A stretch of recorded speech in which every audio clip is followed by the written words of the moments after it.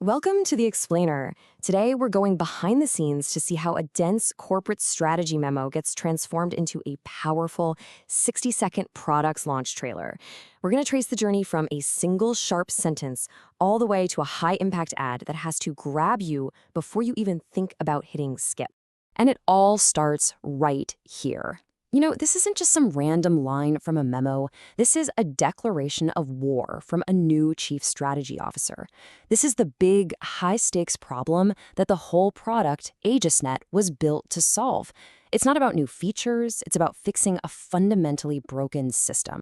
So here's the massive creative challenge. You've got these huge stacks of super technical documents, all this market research, and the mission is to boil all of that down into a story that's so compelling, so powerful, it can sell a revolutionary idea in the time it takes you to decide whether to skip an ad. The pressure is on.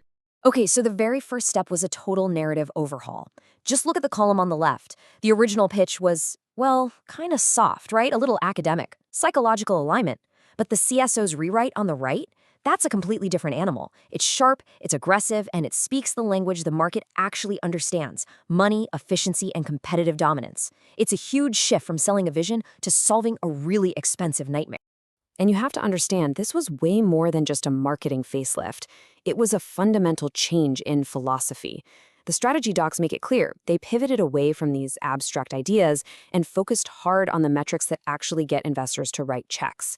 This is all about building an economic fortress, not just a friendly AI.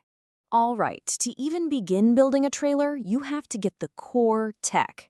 And right at the heart of AegisNet is something called the Cryptographic Air Gap. Now, the absolute simplest way to think about this is like a digital panic room. It's a switch you flip that makes your most valuable data completely invisible and untouchable the second a threat shows up. And this is exactly how that digital panic room works. It's a three-step kill switch. First, it predicts an attack is about to happen. Second, and this is key, it doesn't try to fight back. It just severs all connections to the important stuff. And third, it isolates that asset completely, leaving the attacker wandering around in a fake environment. See, the goal isn't to win the fight. It's to make the prize vanish before the fight even starts. But the real magic of AegisNet isn't just the kill switch. It's what triggers it. Your standard security software is reactive.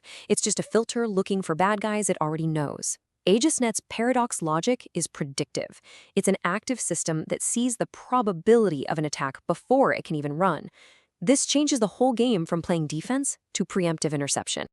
This quote, pulled straight from the strategy documents, is just everything. This is the emotional core of the entire launch campaign. It taps directly into this huge fear in the market that your insurance won't pay out and your software will fail you.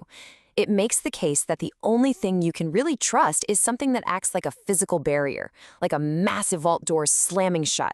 Okay, this slide right here is basically the Rosetta Stone for the whole campaign. It shows you exactly how they translated every key idea from that dry memo into the final trailer. On the left, you've got the strategic concept. In the middle, the catchy marketing hook. And on the right, the visceral, gut-punch visual that tells the story in a split second. Uninsurable risk becomes glitching code and burning money. Paradox logic becomes that sudden, calm freeze frame. This is literally where strategy becomes cinema. But here's the thing. AegisNet is just the opening move in a much, much bigger game. The CSO's master plan shows an ambition that goes way beyond just cybersecurity. The ultimate goal, the end game, is to become the Intel Inside for the entire AI industry, to be an essential component inside all the major AI models. And this is the brilliant boardroom analogy that makes that super complex endgame instantly click. It frames a huge problem in AI, catastrophic forgetting, in really simple human terms. They're not trying to compete with the big guys. They're selling them the one thing they desperately need: a memory. It's the upgrade that could finally make the whole AI ecosystem stable and profitable. So there you have it. We started with a single sentence in a memo and traced it all the way through a major strategic pivot, a deep dive into the tech, and a creative process that led to a killer launch. But as we've seen, the goal was never just about selling one piece of software. It was about fundamentally redefining the roles of competition in the age of AI. And that leaves us with one last really big question to chew on.